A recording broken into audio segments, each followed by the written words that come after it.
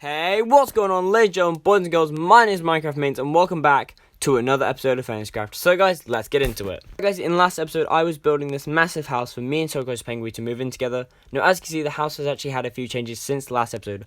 The first massive change is the walls have now been changed to birch. The second change is the floor is now stripped oak logs. The roof has been complete with a main birch body, but an oak finish around the rim. And as you can see, we've got some plants and foliage going on, with of course some resident mobs in the corners just trying to kill us, and we've got some of those nice plant bushes around the side of the entire house, like such as there, and I believe across under all the windows but these two, because we have these bits here. But moving on, and of course down here there's some bushes as little bits of lighting during the night time, so it doesn't ruin the effects with torch span everywhere. As you can see, inside we've got a little few bits and bobs. Obviously, we've got the two dark oak doors with our two oak pressure plates, one crafting table in the small corner over there, chest for cooked food, chest for raw food, which we're going to have to put some signs on later, 5 furnaces, and a small basement area down here, which will eventually become all nice, prim and proper, with a bit of tunneling system, maybe a bit of oak support beams, and a bit of nice design to go down here, down to where the enchant room's going to be put in from the old base, and an armor stand room where me and TurquoisePengui can keep our various armors so we can access them whenever we need to. But that's going to have to be done off camera or during a later episode, as that's going to take a very long time to do. Now, as you can see, we have our upstairs ladder and of course our downstairs ladder. Now, upstairs, what we're going to be doing is we're actually going to be designing the rooms for upstairs. Hence why, as you can see, we have quite a bit of birch. So the first thing we're going to be doing is building a small little room just where we can easily wait, like to obviously enter the house if we need to. So like a small room where we can easily enter the roof from. So of course we're obviously breaking that block, and we're obviously going to end up changing it to all like upside down birch stairs for like all the door frames and whatnot. And this side's going to be the bedroom. We're going to leave a one gap, so obviously there's like a little walkway bit, and we're going to have a double door for this one. And this is what me and TurquoisePengui's room will be inside of. This small, very tiny gap. It's not that big, nothing really extravagant. But again, it doesn't really need to be for a Minecraft house at all. And every door, of course, is going to have the pressure plates. So ours is going to have double one there, there's going to be one there. And I believe that because of how the doors are going to work, I believe this actually needs to be replaced the other way around for that to look better. Yeah, that looks about right. And there's going to be a small room just along here, not very big at all. A nice, even little room. Sorry, it needs to be one back. I've made a small little mistake. A small, even room, just about one here, and it will be no bigger than this, with the door being here. Like I said, a very small room indeed, and this is literally the full size of the room, which we can literally end up putting a few chests in. So a double chest there, another double chest there, and then two single chests there and there. But we're actually keeping these two chests in my hand for mine and TurquoisePengui's bedroom. Now, as you can see, we have some beds and some carpets. That's going to be TurquoisePengui's side, as that is her colour bed, and that's going to be my side, as that's my colour bed. Now, right in the corner of the bedroom is going to be a crafting table directly there, and we're going to be having double chests there and there. And now that we've done that, if I've done this correctly, we should have the right amount of carpet to put in a nice type of design. So there should be some, we shouldn't have any left over. If we do, for whatever reason, have any carpet left over, we should be able to have 9 of each left over if I've done the math correctly, which I have. So now that we have 9 of each left over, with our cute little crafting table in the middle for when we need to do any crafting, a double chest to keep our stuff, our bits and bobs in, and our bed. This is going to be our bedroom. We will add the doors in at another date. This is going to be the living room, and I'm going to let TurquoisePengui design the living room however she wants to. But the only thing I'm going to do is take this very nice small section of square, a 3 wide square, so one there, and make a small simple design of carpet in the middle just for TurquoisePengui to hopefully enjoy. But hopefully it'll look quite nice. And actually I think we should have a final red one there.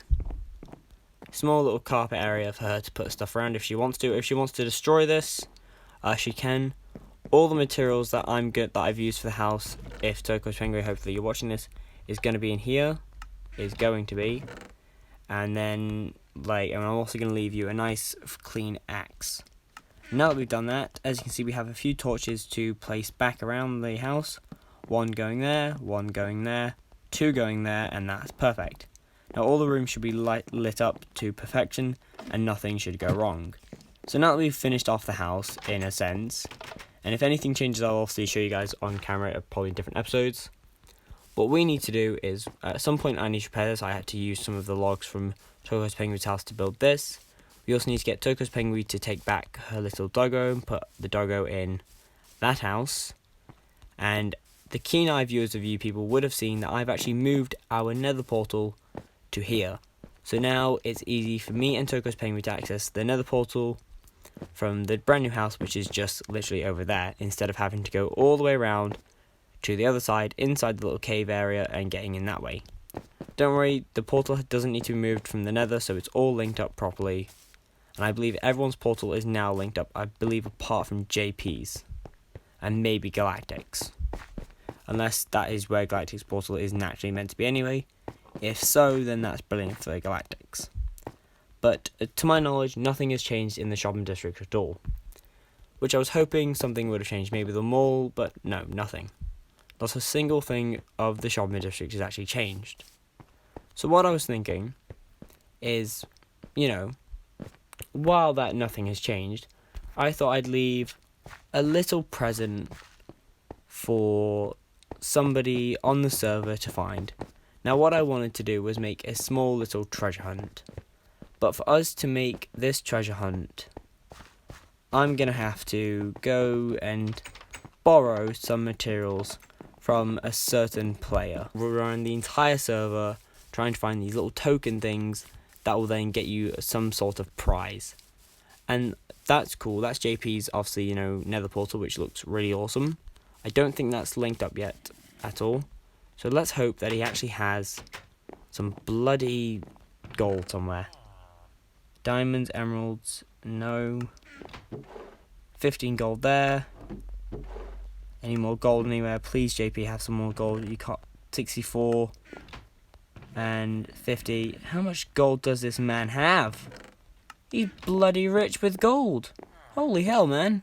Right, okay, so I'm going to move all his emeralds into one specific area, just so he knows where all this is. And I'm going to leave him a sign saying how much gold I've borrowed and how many emeralds I paid him.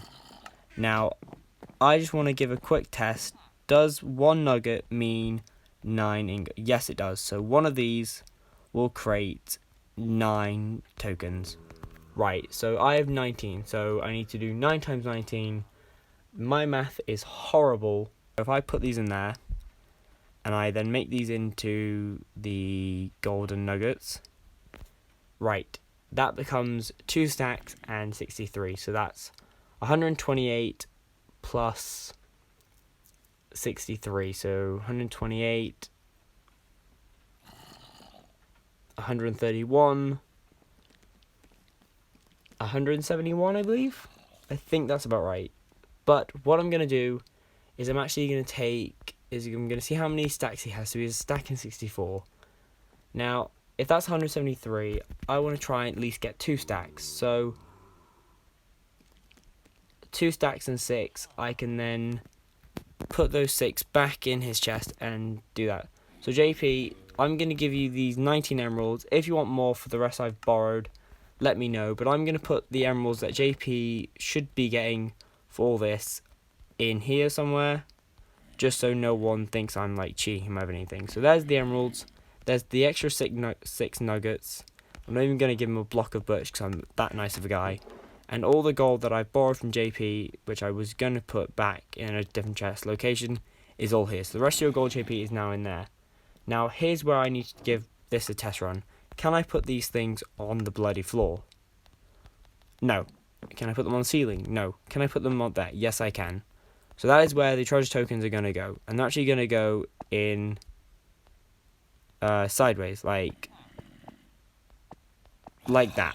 So they're going to be sideways. So that's where the treasure tokens are going to be like, and that's how they're going to look. Now, before I leave this amazing area, which is obviously JP's area, and the world spawn tower, there's one thing I want to address with the world spawn. When you do actually die and you lose your spawn point, you don't spawn in the tower. You spawn on top of the roof. Now, yes, it's very easy to get down of. You just jump into the water, like the surrounding river. However, that can be quite scary, because if you miss, you're going to die and you have to do it all over again, which is wasting more time, which means your items could despawn even faster. So I need to come up with a way at some point of how you get down from the roof to the bottom of this safely. So I'm going to install like a little ladder system or a water elevator or something that will allow the people who have died to actually get down safely without injury. Here is going to be 6 of the treasure tokens. So, right, so 1, 2, 3, 4, 5, and then 6. So this is the 6 treasure tokens that are in here, and they'll be moved into their individual spots like this.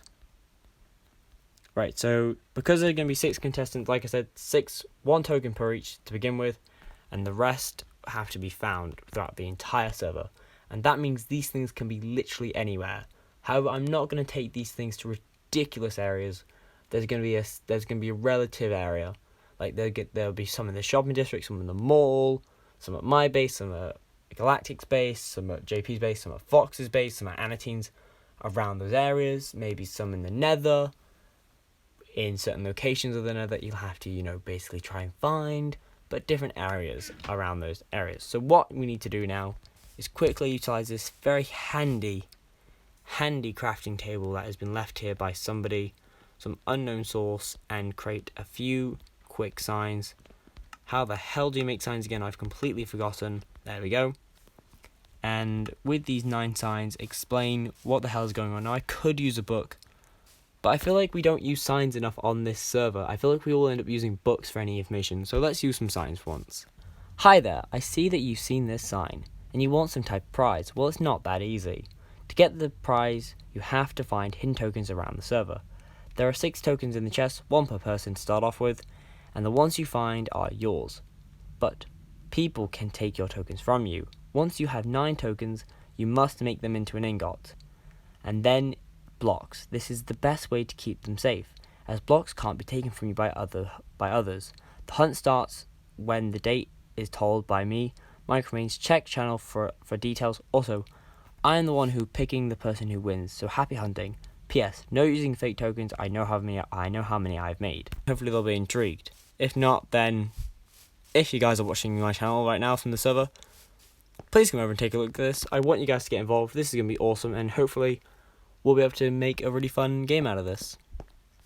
But now that we've done the token treasure hunt, as what we're going to be calling it, and we've done everything we need to do in today's episode, we've gone to JP's, gave him 19 emeralds, took some gold from him, which we made into ingots, renamed them tokens, made a massive sign, and done a bit of work on the house. I think that's everything.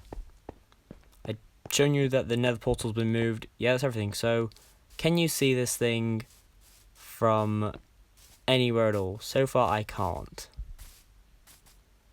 Maybe it's because I'm too far out, or it's not because I'm crouched. No, I can't see anything. I'm sure they'll see it when they go through the shopping district at some point. But, guys, I'm going to end this off here, and I want to say a massive thank you to you guys for watching today's episode and the rest of the series. If you guys have not already liked or subscribed, please consider doing so. I want to say a huge thank you to everyone on the server for making this a really fun experience. I want to say a massively huge, massive ultra thank you to my girlfriend for helping me with my channel, my name, my logo. So, guys, I will see you in the next episode. Bye, guys.